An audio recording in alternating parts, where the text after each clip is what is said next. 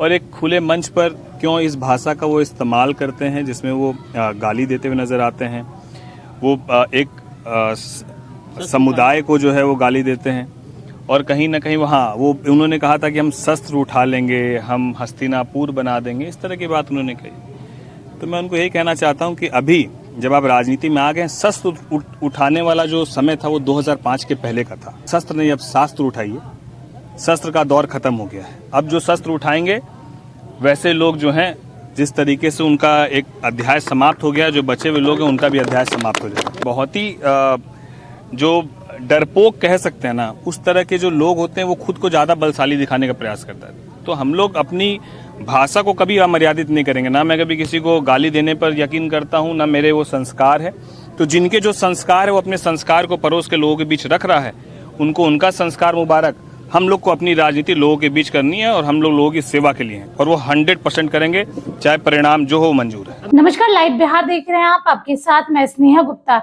ये साल बिहार के लिए चुनावी साल है, जहां बिहार विधानसभा चुनाव को लेकर एनडीए तैयारी में जुट गया है, जहां हर जगह सभाएं हो रही है और हर गठबंधन के अंदर जो भी है घटक दल, वो पूरी तरीके से लोगों के बीच जा रहे हैं और बता रहे हैं कि आखिरकार हमने इतने सालों में क्या काम किया। जहां एक तरफ एनडीए पूरी मजबूती के साथ हर जगह लोगों को एकजुट कर रही है, तो दूसरी तरफ एनडीए के ही घटक दलों में वाद विवाद का दौर जो है वो अब खुलेआम सामने आ गया। जहां खगड़िया के सांसद और खगड़िया के प्रवक्ता विधायक के बीच जो जंग है अब खुलकर जनता के बीच आ गई है। जहां एक तरफ राजेश वर्मा ने मोर्चा खोल दिया है और उन्होंने सीधे तौर पे बड़ा इल्जाम लगाया है, और उन्होंने क्या कुछ कहा है पहले हम चाहेंगे कि आप इस वीडियो पर नजर डालें। जिस तरीके से दिल्ली में प्रचंड जीत एनडीए की हुई, जिस तरीके से महाराष्ट्र में, हरियाणा में,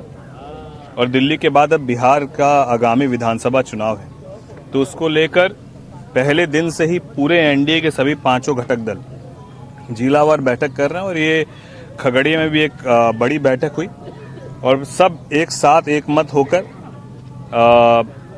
बिहार में 2010 से ज़्यादा बड़ा बहुमत एनडीए को मिले, इसके लिए हम लोग सब काम कर रहे हैं। और हम लोग का ये प्रयास है, और जिस तरीके से लोगों का रुझान है, जिस तरीके से लोगों के बीच जा रहे हैं, तो लोगों का माननीय मुख्यमंत्री जी के ऊपर, माननीय प्रधानमंत्री जी के ऊपर एक अटूट विश्वास, और उस विश्वास का प्रतिफल आने वाले आगामी विधानसभा में देखने को मिलेगा।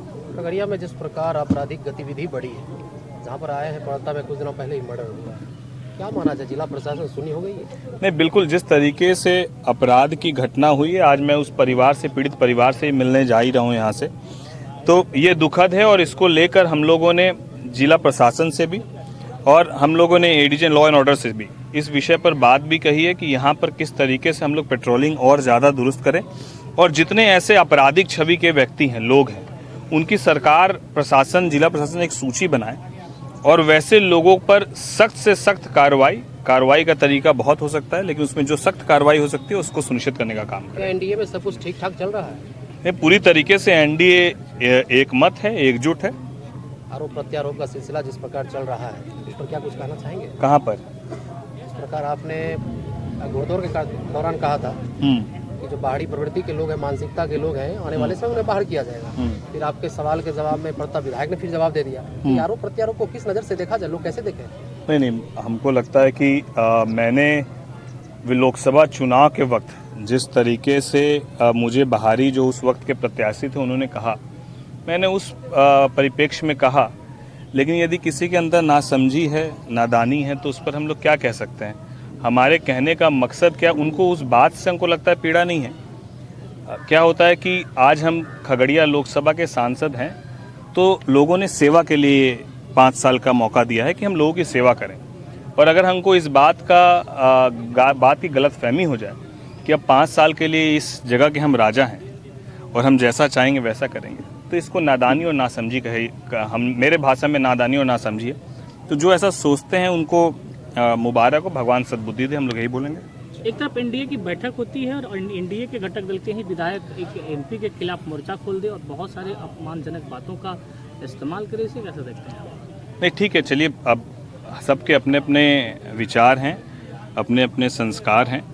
हम लोग पूरे ईमानदारी से और लोगों के सामने सर झुकाकर पूरी विनम्रता के साथ लोगों की सेवा करने के लिए हम लोग यहाँ पर आए हैं और पूरे 5 साल तक हम लोग उनकी सेवा करेंगे। कोई कुछ बोलता है और किसी तरह की कोई टिप्पणी करता है तो मुझे लगता है कि उस टिप्पणी का जवाब देना बहुत इसलिए ज़रूरी नहीं समझते हैं कि नहीं तो 5 साल इसी में बीत जाएगा। अभी सिर्फ अर्जुन की तरह जो है मछली की आँख जैसे अर्जुन को दिख रही थी, उसी तरीके से खगड़िया का विकास हम लोग को दिख रहा है और इस बीच में आने वाली तमाम चीज़ों को हम लोग नज़रअंदाज करते हुए आगे चलेंगे। एक बड़ा आरोप उन्होंने लगा कि कमीशन खोरी का जो है प्रचलन शुरू कर दिया गया है एमपी के द्वारा। नहीं चलिए, वो तो मैं और भी बहुत सारी चीज़ें सुना कि उन्होंने बनिया समाज को भी गाली देने का काम किया, कुछ लोगों ने भी मुझे बताया देखा। तो देखिए, मुझे लगता है कि राजनीति में मेरे से ज़्यादा अनुभव उनके पास है, बावजूद इस तरह की बात वो क्यों कह रहे हैं और एक खुले मंच पर क्यों इस भाषा का वो इस्तेमाल करते हैं जिसमें वो गाली देते हुए नज़र आते हैं। वो एक समुदाय को जो है वो गाली देते हैं और कहीं ना कहीं वहाँ वो उन्होंने कहा था कि हम शस्त्र उठा लेंगे, हम हस्तिनापुर बना देंगे, इस तरह की बात उन्होंने कही। तो मैं उनको यही कहना चाहता हूँ कि अभी जब आप राजनीति में आ गए, शस्त्र उठाने वाला जो समय था वो 2005 के पहले का था। तब लोग शस्त्र उठाकर राजनीति करते थे, अब शस्त्र नहीं, अब शास्त्र उठाइए। शस्त्र का दौर खत्म हो गया है। अब जो शस्त्र उठाएंगे वैसे लोग जो हैं, जिस तरीके से उनका एक अध्याय समाप्त हो गया, जो बचे हुए लोग हैं उनका भी अध्याय समाप्त हो जाएगा। राजेश वर्मा जिंदाबाद, राजेश वर्मा जिंदाबाद। पढ़े लिखे लोगों की जरूरत है, शिक्षित लोगों की जरूरत है और किसी भी सूरत में खगड़िया में कुछ एक विधानसभा जहां पर लोगों के अंदर एक भय का माहौल है, भय मुक्त खगड़िया, और उसमें पर्वता विधानसभा भी आता है। कोई हो, मेरा हमेशा ये मानना है कि गलत को कभी हम लोग पसरे नहीं देंगे और सही के साथ हम लोग 100% खड़े रहेंगे।